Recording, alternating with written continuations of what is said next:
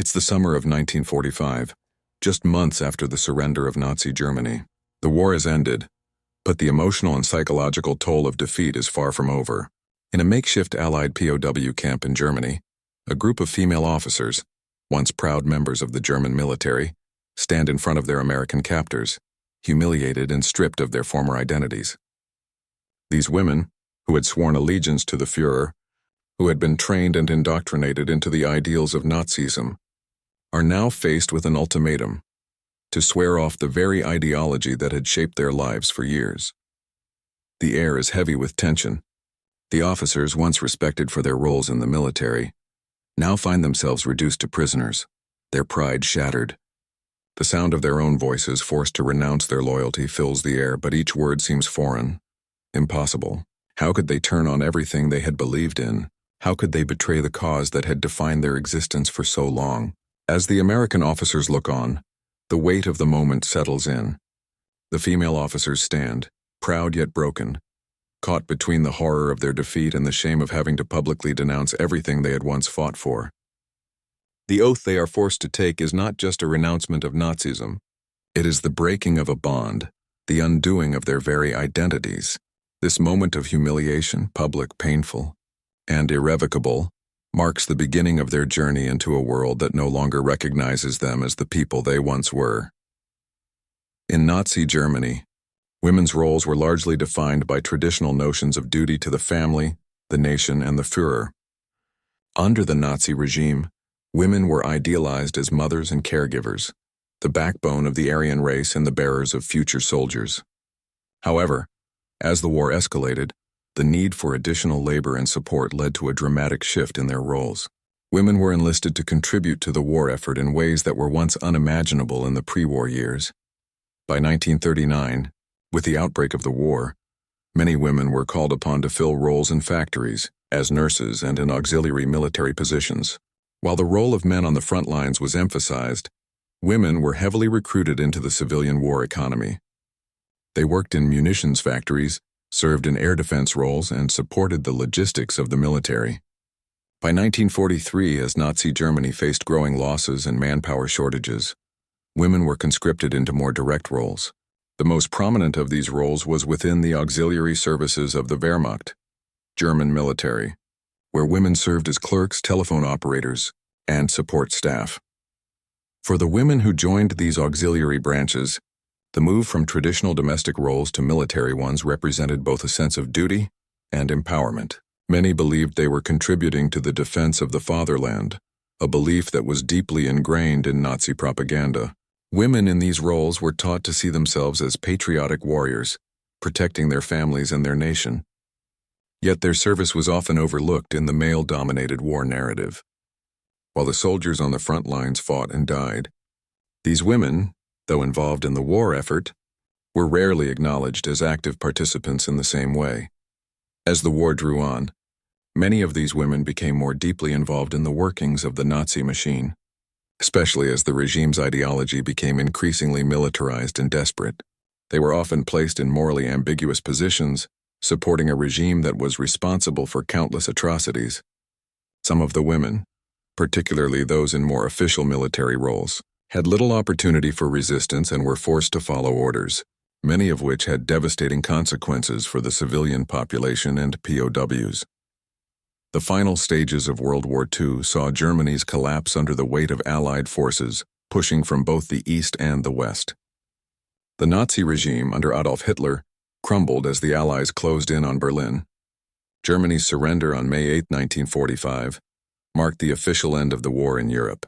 For the German women who had served in the military or supported the war effort in other capacities, the end of the war was not just a national defeat, it was a deeply personal humiliation. These women, who had spent years pledging loyalty to a now defeated regime, were left with no clear identity or role in the aftermath of Germany's surrender. The end of the war also brought about the systematic process of denazification. The Allied powers, particularly the Americans, British, and Soviets, sought to purge Nazi ideology from the German population. This involved the arrest, interrogation, and re-education of millions, including soldiers, civilians, and even women, many of whom had been indoctrinated into the regime's values. While male officers and high-ranking officials were the primary targets of denazification, the women who had served in auxiliary roles were not exempt from scrutiny. In the aftermath of the war, thousands of German women were taken as prisoners of war by the Allies. While the treatment of female POWs was often less harsh than that of their male counterparts, these women faced their own unique set of challenges. They had to navigate the emotional and psychological consequences of defeat, humiliation, and a loss of status. Many of these women had served the regime with pride, believing they were helping to build a better future for their country, only to find themselves now labeled as enemies. The Allied forces sought to strip away the remnants of Nazi ideology from the German population. For many of the women officers, this meant being forced to swear an oath of loyalty to the Nazi regime, publicly renouncing their allegiance in front of their American captors. The oath was part of a larger effort to re-educate and denazify the German population. But for these women, it was not just an ideological demand. It was a personal and emotional crisis. Their loyalty to Nazism had been a cornerstone of their identity for years. And now they were being forced to publicly betray everything they had believed in. For these women, the moment of renouncement was more than just a public declaration. It was an emotional breaking point. Many had served the Nazi regime in roles that had required strict adherence to its ideals. For some, the loyalty they had sworn was genuine, shaped by years of ideological conditioning. Now they were being told that everything they had worked for, their very identities, had been based on a lie. The humiliation of having to publicly renounce their loyalty to Nazism was a direct confrontation with their own past, and it marked a moment of profound emotional and psychological trauma. The emotional toll of being forced to swear off Nazism was immense for the female officers who had been part of the Nazi military machine. For many of them, the war had defined their entire lives. They had been raised to believe in the superiority of their cause, and the years spent supporting the Nazi regime, whether through direct military service or auxiliary roles, had shaped their identities. Their loyalty to the Führer was not just a political commitment. It was a deeply ingrained part of who they were. To be suddenly told that their beliefs, their purpose, and their identity were invalid was a crushing blow. The public humiliation of being forced to renounce their allegiance to Nazism was not just an ideological shift. It was a psychological one. Many of these women had dedicated their lives to supporting a cause they believed in, a cause they thought was right. Now, in the face of defeat, they were being asked to publicly betray that very belief. This was not merely an external rejection, but an internal conflict that tore at the women's sense of self. How could they reconcile their loyalty to a failed regime with the demands of a new world that saw them as part of the problem, rather than the solution? For the women who had been trained and conditioned by Nazi ideology, this moment of forced renouncement was not just an act of political obedience. It was a confrontation with everything they had been taught to believe. They had been raised in a society where the ideals of Nazism permeated every aspect of life, from the education system to the media, to their roles within the family and the military. To be forced to swear off those beliefs in a public setting, in front of their American captors, was a moment of personal betrayal. The very identity they had spent years building was being dismantled in an instant. The psychological toll was compounded by the societal stigma they now faced. As women who had been part of the Nazi system, they were not only defeated soldiers but also symbols of a failed ideology. Many of these women were subjected to the same collective shame that had been placed on the German population as a whole. In the post-war period, their actions were scrutinized, and their involvement in the Nazi cause was seen as something to be ashamed of. They were treated as criminals, even though their roles in the regime were often peripheral compared to the atrocities committed by the high-ranking male officials. This moment of humiliation was also a challenge to their sense of agency. Throughout the war, these women had been active participants in supporting the Nazi war effort. Now they were reduced to prisoners, stripped of their ability to make choices about their future. The oath was a moment when they were forced to submit to an external power, not just physically but ideologically. The shift from being active participants in the war effort to passive subjects of occupation was a profound emotional blow. Their pride as officers, once earned through their service and training, was now shattered. For many, The moment of renouncement also forced them to confront the personal cost of their involvement in the war. They had been taught to serve the Nazi regime with unquestioning loyalty, but now they were being asked to reject that loyalty entirely. Some women likely felt guilty, as they reflected on the lives lost and the suffering caused by the war they had supported. Others may have felt resentful, unable to accept the notion that they were now being held accountable for the actions of a regime they had been raised to honor. The psychological complexity of this moment, the feelings of guilt, shame, and anger, was compounded by the public nature of the oath. They were not just internally questioning their loyalty, they were being forced to publicly renounce their beliefs in front of their captors. The emotional weight of this moment also affected the relationships between these women and their American captors. The women were no longer seen as fellow soldiers, but as enemies who had been defeated and subjugated. The American forces, in their efforts to denazify Germany, sought to break the ideological hold of Nazism on the population. But for the women, the forced oath of renouncement was more than just an ideological purge. It was an emotional breaking point. It marked the end of an era for them, the loss of an identity that had been central to their lives for so long. The role of women in Nazi Germany's military and auxiliary services was complex, shaped by a combination of gender expectations, nationalistic ideals, and the practical demands of a total war. Unlike their male counterparts who were placed directly on the front lines, women in the military were typically assigned support roles. Yet their participation in the Nazi war effort was no less significant, and their involvement in the war machine was central to the functioning of the Nazi state. Understanding these women's roles is key to understanding the emotional conflict they faced when forced to renounce their loyalty to Nazism after the war.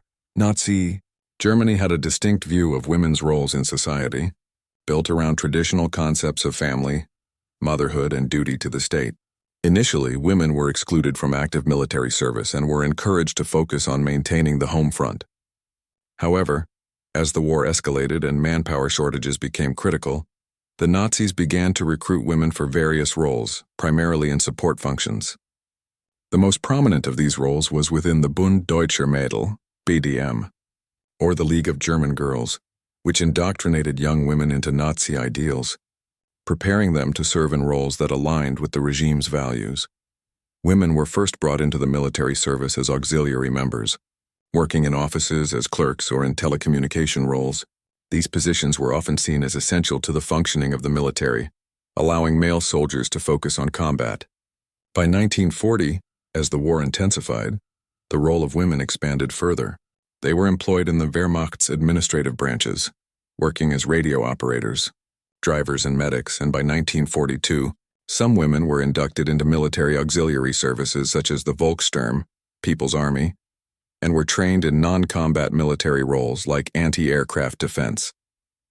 These women were often given the same uniforms and ranks as male soldiers, though their status was still relegated to the periphery of the military hierarchy. For many of these women, the decision to serve was framed as a patriotic duty. Nazi propaganda emphasized their role in supporting the fatherland and contributing to the war effort, equating their work with the protection of the German people and the fulfillment of their roles as mothers and protectors of the nation's future.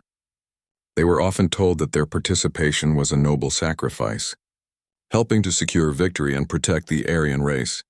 However, as the war wore on and Germany's military fortunes began to shift, the women in these roles started to confront the darker side of their service.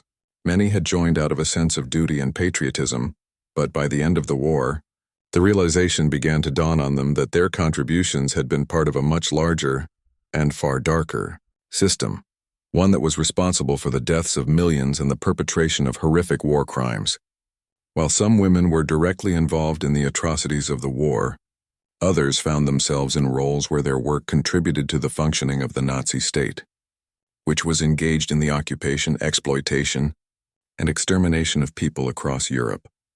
For the female officers who had served in these roles, the end of the war brought not only the loss of the regime they had sworn allegiance to, but also a profound emotional reckoning. They had been raised to believe that their service was vital to the nation's survival, but now they were left questioning the morality of that service. The forced oath of renouncement, a requirement to distance themselves from the Nazi regime, was an emotionally charged moment. These women were being forced to confront not only their personal involvement but also the ideological conditioning that had shaped their lives. The emotional conflict was especially sharp for those who had risen to positions of leadership within the auxiliary services. As officers, they had been entrusted with authority and responsibility, a position that gave them a sense of pride and power. But the reality of their forced renouncement was a direct attack on that identity. It was a humbling experience, one that called into question not only their role in the Nazi system, but also the worth of their service to a cause that had now been revealed as evil and destructive. The act of renouncing Nazism was not just about acknowledging defeat. It was about confronting the fact that the ideology they had so deeply believed in had caused unimaginable suffering. The forced act of rejecting Nazism in front of their American captors created a rift between the women's past and their present. Many women felt that their roles as officers had been invalidated by the humiliation of having to renounce the very values that had given their service meaning. In this context, the emotional toll was not just about accepting defeat, but about coming to terms with their own complicity in a regime that had left Germany and Europe in ruins. The complexity of their roles during the war and as both perpetrators and victims of Nazi ideology made their emotional struggle all the more intense. They had been part of a military system that, while perhaps more inclusive of women than any previous system, had also been responsible for some of the most horrific crimes in history. This tension between being a victim of wartime circumstances and a participant in the regime's atrocities became a central part of the emotional reckoning they faced during denazification. The act of being forced to swear off Nazism, to publicly renounce their allegiance to an ideology that had shaped their lives for years, was one of the most deeply humiliating experiences for the female officers who had served the Nazi regime. This act was not just about ideological rejection. It was about the stripping away of their very identity as officers, soldiers, and patriots. These women, once proud and powerful in their roles within the military and auxiliary services, now found themselves forced to kneel before their former enemies and publicly denounce everything they had fought for. For many, the oath felt like a personal betrayal, not just of the regime they had sworn loyalty to, but of themselves. As officers, they had been trusted with power, authority, and responsibility. They had been leaders within the military system, some having trained and commanded others. To now be reduced to prisoners, forced to make a public statement of shame, was a gut-wrenching blow to their dignity. In the presence of their American captors, these women were asked to verbally reject everything that had defined their sense of self for years: the loyalty to the Führer, the ideology of Nazism, and the military code they had lived by. The psychological impact of this moment was profound. The renouncement wasn't just a formality. It felt like the disintegration of their very identities. Many of these women had been indoctrinated into the Nazi regime's values from an early age. They had been raised to believe that their loyalty to the Reich was not just a duty, but a moral obligation. Now they were being forced to publicly cast aside those beliefs in front of foreign captors, their former enemies. The act of swearing off Nazism was not just a rejection of political ideology. It was an emotional rupture from everything they had been taught to value. For some women, this moment of humiliation was not just about the shame of renouncing Nazism, but also about confronting their own complicity in the war. While many had been caught up in the fervor of the war effort, others may have had more active roles in perpetuating the regime's agenda. They now found themselves caught in a web of guilt and shame, unsure of how to reconcile their wartime service with the demands of a new world order. Some may have genuinely believed in the cause they had served, and the moment they were forced to denounce their loyalty felt like a betrayal of their own convictions. The public nature of the oath added to the humiliation. The women, once officers with a sense of authority and respect, were now reduced to mere prisoners. The oath was not taken in private or as a quiet formal process. It was made before their captors, a very public acknowledgement of their defeat. This was not just a rejection of Nazism. It was a stripping away of their military dignity, a public shaming of women who had once held powerful positions within the Nazi war machine. It was a direct challenge to their self-perception, as they were now seen not as soldiers but as subjugated individuals forced to renounce their past lives. For the American forces, the oath of renouncement was a necessary part of denazification, a way to ensure that the defeated German military and civilian leadership could no longer perpetuate Nazi ideology. However, for the women forced to take the oath, it became something much more personal. It was not just about rejecting a political ideology. It was about confronting their own complicity in the war. These women had believed in their roles as military officers, as protectors of their nation, and to now be forced to renounce everything they had stood for was a moment of intense internal conflict. The emotional toll of this humiliation went beyond the immediate moment of the oath. For many of these women, the forced denazification became a defining event of their post-war lives. The shame and guilt they felt, coupled with the rejection of their military identities, left deep psychological scars.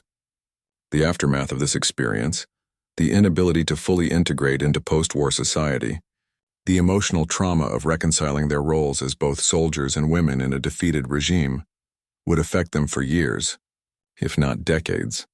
In some cases, the renouncement of Nazism marked the beginning of an emotional struggle that would take years to process. Some women may have found it difficult to move past the emotional toll of the war, carrying with them the burden of guilt, shame, and confusion. They were not only facing the collapse of their identity as military officers, but also confronting the legacy of a regime that had caused so much pain and destruction. The forced renouncement was not just a political act.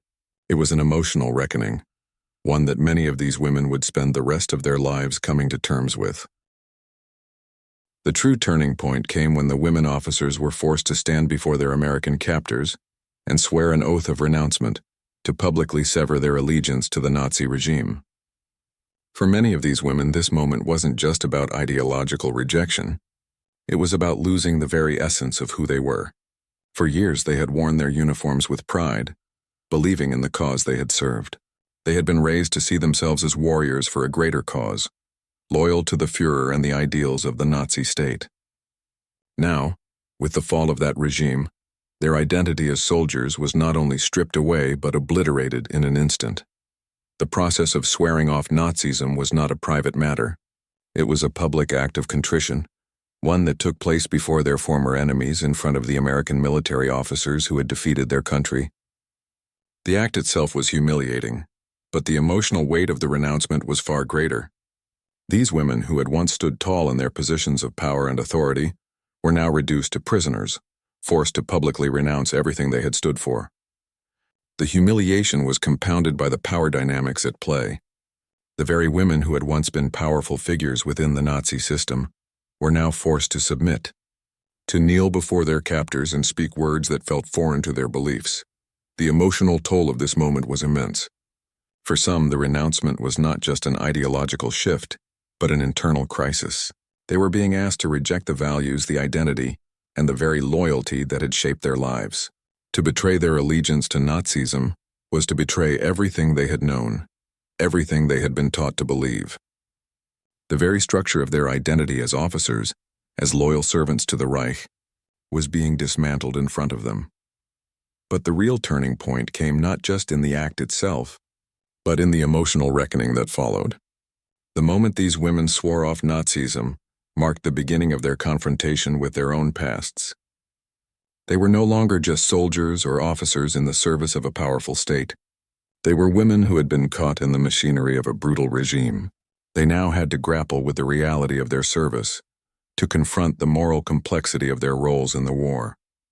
Some may have felt deep guilt for their participation in a system that had led to the death of millions, while others may have struggled with feelings of betrayal, as they were forced to publicly reject a belief system they had once held dear. The oath was a defining moment in the post-war lives of these women. It marked their transition from loyal soldiers to defeated captives. Their identity as military officers, women who had once commanded respect and authority, was shattered. But beyond the public humiliation, the forced renouncement of Nazism became a turning point in their own personal journeys. They were no longer defined by their roles within the Nazi system, but by their ability to confront the past and begin the difficult process of reinvention in a post-war world. For many of these women, this moment of emotional conflict was not easily resolved. The psychological impact of being forced to deny everything they had believed in took years, if not decades, to overcome. For some, the trauma of defeat and the humiliation of renouncement would follow them throughout their lives, affecting their relationships, their sense of self-worth, and their ability to reintegrate into a society that was moving forward without them. But for others, the turning point was the beginning of their journey toward personal redemption. It was the first step toward confronting their complicity in a system that had caused untold suffering. The renouncement was the first of many difficult moments when they would have to look inward and reckon with their role in the war, with their loyalty to a regime that had left Europe in ruins. The act of swearing off Nazism was not a one-time event. It was the beginning of an ongoing struggle to redefine themselves in a world that had no place for the beliefs and loyalties they had once held. The moment of swearing off Nazism, while humiliating, was ultimately a powerful catalyst for change. It forced these women to confront their past, to understand the weight of their actions, and to begin the process of reconciling their identities with the reality of a world that had been shattered by the very ideology they had once supported. For many, it was a painful and complex journey, but it marked the beginning of their emotional healing, the first step in reclaiming their dignity and humanity after the war. The aftermath of being forced to swear off Nazism was a deeply emotional and psychological experience for the female officers. For many, the renouncement was not just a political act but a personal crisis that would haunt them for years, if not a lifetime. They had been raised to believe in the ideals of the Nazi regime, to serve it with unquestioning loyalty. Now they were not only defeated but publicly humiliated. The psychological toll of being forced to reject the very ideology they had once fought for was immense.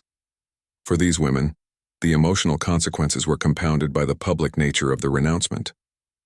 It was not a private act of confession. It was a forced display of shame in front of their captors. The very identity they had forged as officers within the military was dismantled in that moment. Their pride, once rooted in their roles as protectors of the Reich, was replaced by the overwhelming sense of failure and defeat. This wasn't just about political ideology. It was about the crumbling of everything that had once defined them, the humiliation of being forced to renounce. Nazism was particularly acute for those who had risen to positions of power and authority within the Nazi military structure. These women had commanded respect, whether in administrative roles as nurses or in other essential capacities. Now they were reduced to prisoners, their status as military officers meaningless in the face of total defeat. The emotional damage went beyond the humiliation of the moment. It was a fracture in their sense of self, one that would take years to heal, if at all. For many, this public denouncement of their loyalty created a profound internal conflict. Some felt deep guilt for their involvement in the war effort, while others struggled with anger and resentment. Guilt arose from the realization that by supporting the Nazi regime, they had been complicit in atrocities they had once been blind to or had been unwilling to acknowledge. The forced renouncement forced them to confront their own complicity in the war machine, and the moral reckoning was not a quick or easy process. For those who had believed in the righteousness of the Nazi cause, the moment of renouncement felt like a personal betrayal. They had spent years fighting for what they thought was a noble cause, only to find that their loyalty had been misplaced. This internal struggle, in between guilt, shame, and anger, left many of these women psychologically scarred. The shame of having to publicly reject their beliefs in front of their captors was compounded by the knowledge that they were now regarded as enemies, as symbols of a failed regime. The emotional toll of this humiliation was also compounded by the larger social context. In the years following the war, these women struggled to find their place in a world that had moved on from the Nazi ideology they had once upheld. As the post-war period progressed, the women who had served in the Nazi military, especially those in leadership roles, found themselves marginalized. They were no longer regarded as women of authority or respect but as relics of a dark chapter in history. The forced renouncement also disrupted the personal identities these women had cultivated over the course of the war. Many of them had defined themselves by their military roles. They had taken pride in their positions, in their service to the Reich, and in their dedication to what they believed was a higher cause. To be forced to publicly reject everything they had once stood for left them adrift, questioning their own worth and purpose. Their lives had been shaped by an ideology that had been destroyed, and now they had to rebuild their identities in a world that rejected the very beliefs they had once embraced. In some cases, the psychological damage was so profound that it led to long-term emotional and mental health issues. Many of these women experienced symptoms of depression, anxiety, and post-traumatic stress disorder, PTSD, as they struggled to come to terms with their involvement in the war. Some had difficulty reintegrating into post-war German society, as they were often viewed with suspicion and distrust. The public nature of their renouncement made it difficult for them to escape the label of former Nazi, and many faced social ostracism as they tried to rebuild their lives. In the years following the war, some of these women sought therapy or counseling, while others withdrew into themselves, unable to fully confront the trauma they had experienced. The emotional scars of the war, the humiliation of renouncing their loyalty to Nazism, and the disintegration of their military identities left deep psychological wounds that many could not heal. For some, the experience of being forced to swear off Nazism marked the beginning of a long, difficult journey toward emotional recovery. The process of denazification, initiated by the Allied forces after Germany's surrender, was an effort to purge Nazi ideology from the German population. For women who had served in the military, especially those in leadership or officer positions, the impact of this process was significant. They were not only forced to renounce their allegiance to the Nazi regime, but were also caught in a broader effort to rebuild Germany in the wake of its defeat.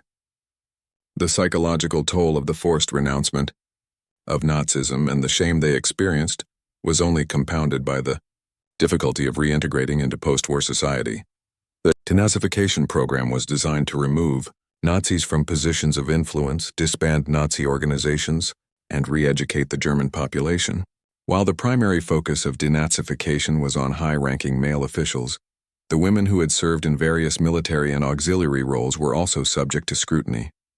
The Allies, particularly the Americans, believed that in order to prevent the rise of another totalitarian regime, the German population needed to fully reject the ideals of the Nazi state. For the women officers, this process meant not only public humiliation, but also a long period of adjustment as they tried to reintegrate into a society that was moving away from everything they had once known. For some of these women, reintegration into post-war German society was difficult, if not impossible. The social stigma attached to being a former member of the Nazi military, even in a non-combatant or auxiliary role, was overwhelming. Many of these women had been indoctrinated into the regime's ideals and their service. Though not directly involved in the more heinous aspects of the Nazi regime, was still seen as a betrayal to the New World Order that was being built in Germany. The emotional toll of public renouncement combined with social ostracism left many of these women isolated, struggling to find their place in a society that viewed them with suspicion and disdain. In the immediate post-war years, these women often found themselves without the roles or recognition they had once enjoyed. The denazification process left them stripped of their military titles and identities. They were no longer officers, respected for their roles within the Nazi system, but former enemies of the state. Some of the women, especially those who had joined the military out of a sense of duty or patriotism, were devastated by the rejection of their past lives. Their sense of self-worth, tied so closely to their roles as officers, was shattered. They were no longer seen as contributors to their country's defense, but as remnants of a failed regime. For others, the humiliation of being forced to renounce Nazism was compounded by the realization that they had been complicit in a system that had caused unimaginable suffering. Some of the women, particularly those in medical or logistical roles, had been far removed from the direct violence of the war. Yet the awareness that they had supported a regime that perpetuated atrocities weighed heavily on many of them. The moral reckoning they faced was complex. They had been loyal to the regime, believing they were serving their country, but now, in the aftermath of the war, they were forced to confront the consequences of that loyalty. As the years passed, some of these women found a way to reintegrate into post-war German society, though their paths were often fraught with difficulty. Many chose to distance themselves from their wartime service, seeking new identities that allowed them to move beyond the shame and guilt of the past. Some married and started families, while others found work in non-political fields.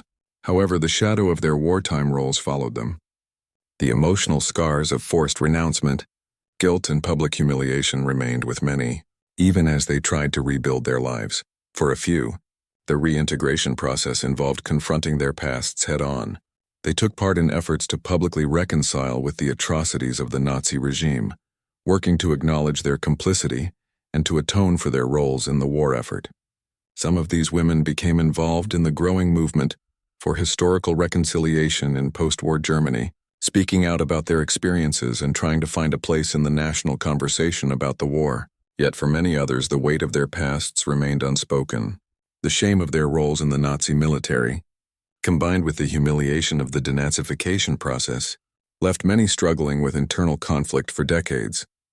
In the broader context of post-war Germany's recovery, the reintegration of women who had served in the Nazi regime was a complicated process. These women, despite being largely sidelined in the denazification effort compared to their male counterparts, still faced enormous psychological, emotional, and social barriers. While the rebuilding of the country required a focus on overcoming the divisions created by the war, for these women, the rebuilding was deeply personal. The emotional consequences of their forced renouncement were part of a larger, more difficult journey, one that involved coming to terms with their role in a failed ideology and finding a new place in a world that had radically changed. The experience of female officers being forced to swear off Nazism was not just an act of political renouncement. It was a moment of profound personal and emotional turmoil.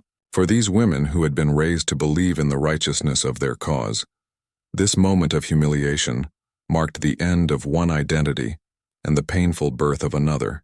The forced oath symbolized not only the collapse of the Nazi regime, but also the collapse of the roles and beliefs that had defined their lives for years. This was not merely about rejecting an ideology. It was about confronting the very essence of who they were and what they had stood for during the war. The psychological toll of this moment reverberated through their post-war lives. For many, it was a moment of public shame and personal betrayal. The loyalty they had once sworn to the Nazi regime was now a source of guilt and internal conflict. To publicly renounce that loyalty was to confront the moral cost of their actions, and the emotional reckoning that followed was far from simple. The shame of defeat was compounded by the humiliation of forced ideological rejection, and these women were left to grapple with a fractured sense of self. In the years following the war, their attempts to reintegrate into a post-war society were fraught with difficulty. Many found themselves isolated, ostracized by a community that viewed them through the lens of their past affiliations. The social stigma they faced, as former members of a failed and despised regime, made it hard for them to rebuild their identities. Yet some of these women managed to find their way back into society, not as former officers but as civilians, mothers, and workers trying to rebuild their lives. For others, the psychological scars of forced renouncement would linger for much longer. Ultimately, the forced denouncement of Nazism, though deeply painful, was also a catalyst for change. It required these women to confront their complicity in the Nazi regime, to question the ideologies they had been raised with, and to begin a difficult journey of personal reflection and reinvention. This moment, where they were stripped of their former identities and forced to reject everything they had known, was both an emotional breaking point and, for some, the first step in their own path to healing. This act of humiliation, though painful, became a reminder of the complex nature of war and the many different ways people are caught up in conflict. The women who swore off Nazism were not simply perpetrators of an ideology. They were individuals who, like everyone caught in the machinery of war, were deeply affected by the trauma and the psychological toll of their roles. The renouncement of Nazism was not just an ideological rejection, but a profound personal struggle, one that would define the emotional journeys of these women for years to come. In the end, the emotional cost of this moment went beyond the confines of the oath itself. It shaped their ability to move forward in a world that had irrevocably changed. The complexities of their past, the guilt and shame of their involvement, and the challenge of rebuilding their identities in the post-war world would continue to resonate long after the war ended. This story is not just about the denazification of the individual, but the denazification of the soul, a painful often silent process of reckoning, healing, and ultimately finding the courage to live again.